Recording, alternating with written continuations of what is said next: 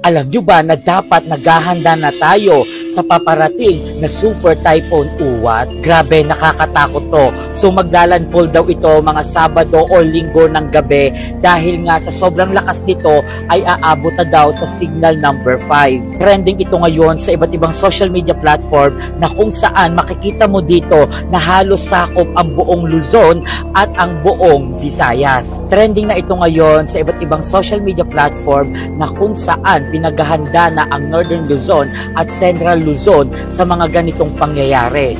Kahit ako nagko-content lang na dapat pinapaalala sa inyo na dapat maging handa tayo kasi buong Luzon ang sakop ng bagyong ito. Sa mga alam dyan na alam nila na binabaha ang kanilang lugar o yung bahay nila, na dapat maging handa na kayo ngayon pa lang na kung kailangan iasalba nyo na yung mga mamahalin yung gamit at yung mga importante yung gamit. Huwag nyo kalimutan na gumawa kayo ng emergency kit bag na kung saan makakatulong sa mga ganitong sakuna. At alam nyo rin ba na habang palapit ng Pilipinas itong bagyong Uwan na to ay mas lalo pa itong lumalakas. Kaya